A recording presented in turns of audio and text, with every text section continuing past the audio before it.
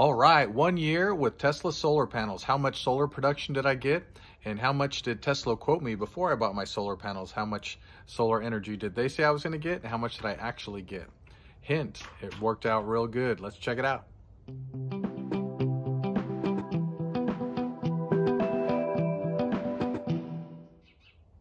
All right, well, this is part of my solar production series. Each month I show how much solar production I produce, and this is my year-end one, so we'll add up each month and see for an entire year how much solar energy I produce with my Tesla solar panels. I also do videos on my Southern California Edison electric bill every single month to show how much money I saved with net metering, how much I sent to the grid, how much I pulled back from the grid, and I'll be doing a year-end video on that to show how much money I saved. So like and subscribe if you want to hear about that. I also have a Tesla referral code down in the description if you want to buy anything Tesla with some discounts. Check that out, and let's get into the information.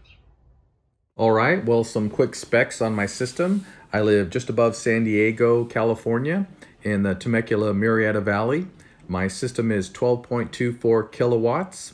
It is 36 panels, Q-cell panels, at 340 watts per panel. And my panels face east-west with my largest array facing west. Okay, for the year 2021, in January, as you can see here, I produced 563 kilowatt hours.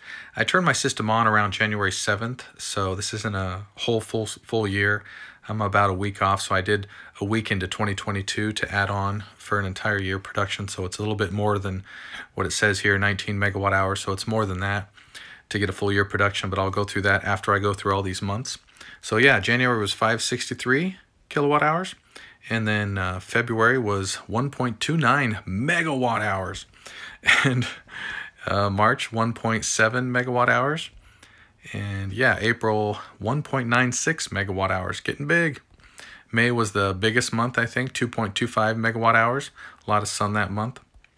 In June, it got really, really hot, but lots of sun. It was 2.14 megawatt hours. And in July, 2.17 megawatt hours. August was 1.93 megawatt hours. September, 1.68 megawatt hours. All right. And October, 1.41 megawatt hours. And November was 1.13 megawatt hours. And December, yeah, was 782 kilowatt hours. So that was the entire year, and I'm going to add on another year. I'm going to add on another week here to get a full year of solar production. So let's take a look at that. Well, here's the estimate that Tesla sent me before I installed my solar panels. It's got all the specs, and it says estimated annual production, 18,588 kilowatt hours. That sounded good to me, so we went ahead and installed it. And after 1 year, and looking at the Tesla app, it was mostly 2021, but about a week into 2022 because I turned my solar system on around January 7th. So after 1 year, I produced 19,600 kilowatt hours, which is about 1 megawatt or 1,000 kilowatt hours over what they estimated me. So that's always great. Worked out good. All right, well, I produced about 1 megawatt hour more than I was estimated from Tesla for the year. So that worked out really great. From day one, around January 7th, I used the Tesla app. So that was very accurate, January 7th to January 7th of the following year. The SolarEdge app, I didn't get that turned on till like a week or two later after my solar panels were turned on. So in January, the SolarEdge app doesn't show all the power that I produce. So that's why for the entire year I used the Tesla app. It's about a week more accurate in January. So yeah, it worked out really great. I'm glad I got the panels, produced a lot of energy. I plan on getting some more electric cars.